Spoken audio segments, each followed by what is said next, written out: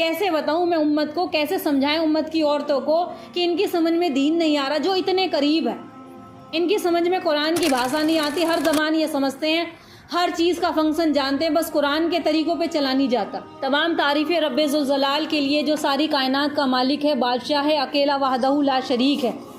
اللہ قرآن مجید فرقان حمید میں ارشاد فرماتا ہے، اے ایمان والو، یا ایھا الذین آمنو، اے ایمان والو، ہم سے کہا جا رہا ہے اے ایمان والو، اللہ تعالیٰ سے ڈرو اور سیدھی اور سچی باتیں کہو، سیدھی بات کہو، سچی بات کہو، تاکہ اللہ تعالیٰ تمہارے کام سنوار دے اور تمہارے گناہ معاف فرما دے۔ سیدھی سچے بن کر رہو، سیدھی سچی بات کرو، اللہ تعالیٰ تمہارے گناہوں کو معاف فرما دے، تمہارے کام سنوار دے، اور جو بھی اللہ اور اس کے رسول کی اطاعت کرے گا اس نے بڑی مراد پا لی، اس نے بڑی کامیابی حاصل کر لی۔ کیسے بتاؤں میں امت کو، کیسے سمجھائیں امت کی عورتوں کو کہ ان کی سمجھ میں دین نہیں آ رہا، جو اتنے قریب ہے، ان کی سمجھ میں قرآن کی بھاشا نہیں آتی، ہر زبان یہ سمجھتے ہیں، ہر چیز کا فنکشن جانتے ہیں، بس قرآن کے طریقوں پہ چلا نہیں جاتا۔ قرآن پکارتا ہے کہ اے میرے بندوں کی آؤ اللہ کی طرف، اللہ کے بندوں آؤ اللہ کی طرف آؤ، یہ وہ کتاب ہے ذالک الکتاب لا ریب فیہ، کہ اس میں کوئی شک اور شبہ نہیں ہے۔ پہلے زمانے میں جب علم حاصل کیا جاتا تھا، ابھی آئیں گے اس طرح کے واقعات، ابھی میں بتاؤں گی، تو کئی میل، ہزاروں میل تک پیدل سفر کر کے یا اونٹوں پر سفر کر کے ایک شہر سے دوسرے شہر میں جانے کے لیے کئی مہینے لگتے تھے، جب ایک حدیث ان کو ملتی تھی بس ہوتا تھا، 6 مہینوں کے بعد گھروں میں واپسی ہوتی تھی۔ اس طریقے سے دین جمع کیا گیا، قربانیوں کے بعد جمع کیا گیا۔ آج بتاؤ ہمیں کون دین سیکھنے سے روکتا ہے؟ ہم خود ہی نہیں چلنا چاہتے۔ مسلمانوں کے گھرانے 70% جو مجھے دکھائی دیتے ہیں وہ غیروں کے طریقوں پر رائج ہو چکے ہیں، گھر چکے ہیں اور انہی میں بس چکے ہیں، ان کا اثر خون کا پورے ان کے خون کے اندر اتر چکا ہے، وہاں سے نکلنا نہیں چاہتے۔ نکلنے کے لیے راہ ایک دکھائی جاتی ہے، راہ حق۔ کون سا راستہ؟ راہ حق، یعنی کہ اللہ اس کے رسول کا طریقہ، قرآن کا طریقہ، تو وہاں کی طرف آنا ہے۔ تو وہاں کی طرف آنے کے لیے ہمیں علم چاہیے، اور اتنا علم جیسے آج کے ٹائم پر اتنا بڑا فتنہ عروج پر ہے کہ ہر دوسرے قدم پر تمہیں حدیث بتانے والا ملے گا۔ ایسا نہیں ہے، حدیث ہر کسی سے مت سنو، حدیث اور قرآن کا علم، جیسے تم ڈاکٹر بیماری کے وقت تلاش کرتے ہو کون سا اچھا ڈاکٹر ہمیں دوائی دے سکتا ہے، کون سا اچھا ڈاکٹر ہمارا علاج صحیح کر سکتا ہے، کون سا اچھا ڈاکٹر صحیح دوائی دے جس سے ہماری طبیعت اور بگڑے نہ۔ بعض مرتبہ ایسا بھی ہوتا ہے دوائی ری ایکشن کر جاتی ہے، مریض اور زیادہ بیمار ہو جاتا ہے۔ تو ایسا استاد اب تم نے چننا ہے، ایسا ہمیں ماحول چننا ہے جہاں پر ہم صحیح دین کی سمجھ حاصل کر سکیں۔ اور اگلی جگہ پر قرآن مجید کی آیت کا ترجمہ ہے کہ جو شخص ہماری یاد سے منہ موڑتا ہے، یہ وہ شخص ہیں جو اللہ سے روح گردانی کرتے ہیں، دین سے روح گردانی کرتے ہیں، منہ موڑنا کہتے ہیں اسے، کہ جو شخص ہماری یاد سے منہ موڑتا ہے، دنیا کی زندگی کے سوا کچھ نہیں ہے، کچھ نہیں چاہتا، آپ اس سے اعراض کیجئے۔ اور اللہ فرماتا ہے کہ شیطان ان پر مسلط ہے، شیطان ان پر مسلط کیا گیا ہے جس نے انہیں اللہ کا ذکر سے بھلا دیا ہے۔ یہی لوگ شیطان کی طرف رہنے والے ہیں، خبردار، شیطان کا ساتھ، شیطان کے ساتھی، یہ لوگ خسارہ اٹھانے والے ہوں گے، یہ لوگ خسارہ اٹھانے والے ہوں گے۔ اللہ قرآن مجید میں ایک آیت ہے جس میں اللہ فرماتا ہے نسوا اللہ فنسیہم، یہ سورہ توبہ کی آیت ہے، آیت نمبر 67، نسوا اللہ فنسوہم، یعنی کہ انہوں نے اللہ کو بھلا دیا تو اللہ نے بھی ان کو بھلا دیا۔ یہ جو تم آج، اور ایک قرآن مجید کی آیت ہے الا بذکر اللہ تطمئن القلوب، ہم ذکر، اللہ تعالیٰ کا ذکر، قرآن کی آیت کا ترجمہ کیا ہے؟ الا بذکر اللہ تطمئن القلوب، کی بے شک اللہ کی یاد دلوں کو اطمینان اور سکون دینے والی ہے۔ ہم سکون کہاں تلاش کرتے ہیں؟ بازاروں میں۔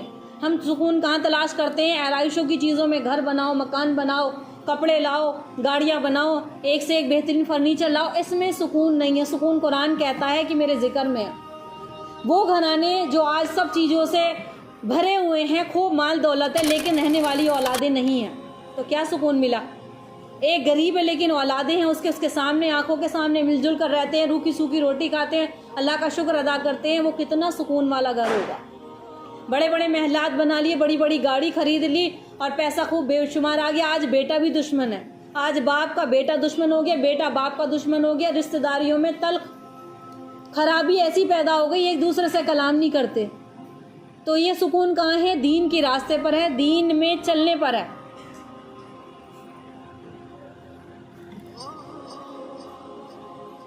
ذکر سے غافل لوگ اطاعت کے لائق نہیں ہے. فرمایا وَلَا تُطِيعُوا مَنْ أَغْفَلْنَا قَلْبُهُ عَنْ ذِكْرِنَا وَاتَّبَعَ هَوَاهُ وَكَانَ أَمْرُهُ فُرُوطًا. یہ سورہ کہف کی آیت ہے جس میں اللہ فرماتا ہے اس کی اطاعت نہ کریں. اے نبی جی اس کے طریقے پر نہ چلیں.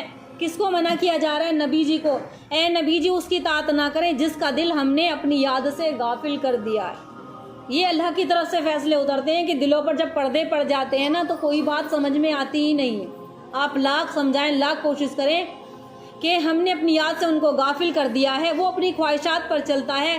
اس کا معاملہ حد سے تجاوز کر گیا. حد سے بڑھنے والے لوگ ہیں, حد سے نکل چکے ہیں, جو ہدایت کی طرف آنا نہیں چاہتے. ان کے بارے میں آیت کیا کہتی ہے کہ انہوں نے اگر اللہ کو بلا دیا تو اللہ نے بھی ان کو بلا دیا. اور ایک جگہ پر قرآن مجید کی آیت ہے مَن یعص عن ذکر الرحمن نقص لہ شیطانا فہو لہ قرین. جو شخص رحمان کے ذکر سے آنکھیں بند کرتا ہے. یہ قرآن کریم کی آیت, سورہ زخرف کی آیت, کہ جو شخص قرآن سے, اللہ کے ذکر سے, رحمان لفظ آیا رحمان سے یعنی اللہ تعالیٰ سے آنکھیں بند کرتا ہے, ہم اس پر شیطان مسلط کر دیتے ہیں جو اسی کا ساتھی بن جاتا ہے. ایسا شیطان مسلط کریں گے, ایسی نیند اس پر غالب کریں گے اور ایسی دنیا کی خواہشات اس پر غالب کریں گے, وہ آنا بھی چاہے گا تو نکل نہیں سکتا, پھر وہیں پڑا رہے گا, اور یہاں تک کہ اس کو موت آ جائے گی, یہاں تک کہ وہ قبروں تک چلا جائے گا. یہ اتنی بڑی کامیابی ہے دین پر چلنا کہ شاید کون سے قلوب سے سمجھاؤں, کون سے الفاظ لے کر آؤں کہ ابھی بھی وقت ہے, زندگی بہت تھوڑی ہے. ہم اپنی آنکھوں سے صبح شام دیکھ رہے ہیں کتنی لاشیں اٹھ رہی ہیں, کتنی جا رہی ہیں, کتنے نوجوان دیکھ رہے ہیں تڑپتے دھڑکتے مر رہے ہیں. گھر ویران پڑ گئے, بچے یتیم ہو گئے, پھر بیویوں نے تھوڑا انتظار کیا, بعض نے دوسرے نکاح کر لیے, پھر ویرانی جگہ. گھر کھنڈرات بن گئے, رہنے والے آباد تھے وہ کہاں چلے گئے, مٹ گئے. تو مٹی ایک دن سب کو کھا جائے گی. اس سے پہلے مٹی ہمیں کھا جائے, یہ مٹی ہمیں لقمہ بنا لے, موت ہمیں لقمہ بنا لے, تو دین کی طرف آؤ اور ساری ٹینشنوں کو چھوڑ کر ایک طرف رکھے اللہ کے دین سے لگ جاؤ. اللہ فرماتا ہے کہ تم میرے دین کی مدد کرو گے تو میں تمہاری مدد کروں گا. آج ایمانداری سے بتاؤ, اپنے دلوں پر ہاتھ رکھ کے, ہمیں سب سے زیادہ فکر کیا ہے؟ ماں باپ کو, روزگار کی, پیسے کی. دوسری فکر جب وہ روزگار کاروبار کی طرف لگتا ہے, پھر فکر آتی ہے جب بچے دھیرے دھیرے بڑے ہوتے ہیں, پھر شادیوں کی, مکان بنانے کی. یہ فکریں اتنی عروج پر آ گئیں کہ انسان جوانی میں بوڑھا دکھائی دے رہا ہے.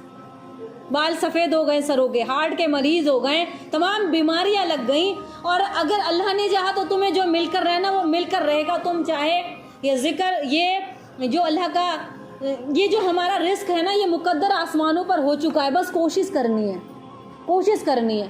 تو کوشش کیسے کرنی ہے؟ حلال کی طرف چل کے کرنی ہے, نہ کہ حرام کی طرف. اور جو زندگی بتائی ہے آسانی سے تو اس پر ہمیں چلنا نہیں جاتا, اسی لیے مشکلیں بڑھ رہی ہیں.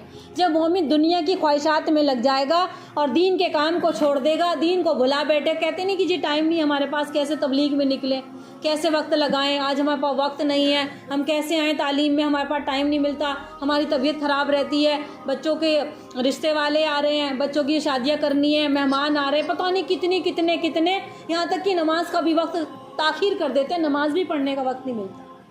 ارے لعنت تو ایسی زندگی پر جو نماز سے ہمیں دور کر دے. ہم لوگ اتنے مشغول ہو گئے کہ 5 وقت کی نماز کے لیے اگر ایمانداری سے بچاؤ. آج گھر میں اگر مہمانداری ہو گئی, مہمان کا آنا مبارک, اس کی خدمت کرنا مبارک, اور اس پر پیسہ جو مال خرچ ہوتا ہے وہ بھی صدقہ ہے. لیکن اس کے آنے پر اتنے مشغول ہو گئے, خوب کھانے پکوان, آج مہمان کل دوسرا. یہ ساری چیزیں دین میں کوئی رکاوٹ نہیں پیدا کر سکتی, وہ اپنی جگہ پر ہیں. نماز اپنی جگہ پر ہے. نماز سے, قرآن کی تلاوت سے, کسی بھی احکام سے غافل نہ ہو. شادیوں کی محفل ہو تو شادیوں میں کیا کرنا ہے؟ اپنے آپ کو حدود میں رکھنا, اپنے آپ کو بن سور کے نہیں نکلنا, پردے سے نکلنا ہے, کیونکہ موت کبھی بھی آ سکتی ہے. ایسا نہیں کہ ہمارے صدار کیا کہیں گے, جی برقعے میں جا رہی ہے. بتاؤ, برقعے پہن کے جانا, اگر ہم لوگ ایسی جگہ جائیں تو اب عیب سمجھا جا رہا ہے. یعنی کہ پردے سے جو جائے گا تو وہ پرانا دکھائی دے گا اور بیوقوف دکھائی دے گا. اور جو بن سور کے جا رہا ہے, عروج پر جا رہا ہے, جس کے بدن پر 10,000 کا لباس ہے, وہ عقل مند سمجھا جا رہا ہے, وہ مالدار سمجھا جا رہا ہے, وہ قابل عزت سمجھا جا رہا ہے. یہ قرآن اور حدیث کی روشنی میں یہ جاہل لوگ ہیں, یہ لعنتی ہیں جو احکام کو توڑ کر اپنی زندگی گزار رہے ہیں. اللہ سے معافی مانگو, توبہ استغفار کرو, اللہ ہمیں اپنی طرف بلا لے. تو جو اللہ کے ذکر سے دور رہتا ہے تو اللہ تعالیٰ اس پر ایک شیطان ایسا مسلط کرتا ہے کہ وہ آنا بھی چاہے گا تو آ نہیں سکتا.